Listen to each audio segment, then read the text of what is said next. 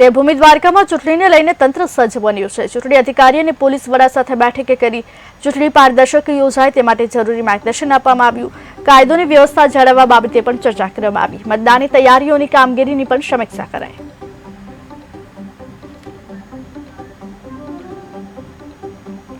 દરેક જિલ્લા અધિકારીઓ જે ચૂંટણી અધિકારીઓ પણ છે તેમની રાજ્ય કક્ષાએથી મીટિંગ લેવામાં આવેલી, જેમાં પોલીસના વડા એસપી શ્રી અને જિલ્લા ડિસ્ટ્રિક્ટ ઇલેક્શન ઓફિસર પણ હાજર રહેલા હતા, જેમાં લો એન્ડ ઓર્ડર બાબતે, ક્રિટિકલ મેપિંગ બાબતે, પોસ્ટલ બેલેટ બાબતે જે કમ્પ્લેન આવે છે વિવિધ માધ્યમમાંથી, પછી સી વિજિલ હોય કે જિલ્લાના કંટ્રોલ રૂમ પરનો નંબર હોય, એબસન્ટ વોટર બાબતનો વોટિંગ કરાવવા બાબત, ઈવીએમ રેન્ડમાઇઝેશન બાબતે, આ ઉપરાંત જે સ્ટેચ્યુટરી એક્ટિવિટીઝ હોય છે તેના બાબતે, પોલિંગ સ્ટાફને ટ્રેનિંગ આપવા બાબતે અને પોલિંગ સ્ટાફનું જે પોસ્ટલ બેલેટથી વોટિંગ કરાવવાનું છે તેના બાબતે વિસ્તૃત ચર્ચા થયેલી છે।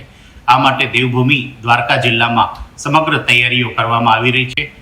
ફ્રી, ફેર અને ટ્રાન્સપરન્ટ ઇલેક્શન થાય તે માટેની તમામ તૈયારીઓ હાલમાં જિલ્લા દેવભૂમિ દ્વારકા દ્વારા પૂર્ણ કરવામાં આવે છે।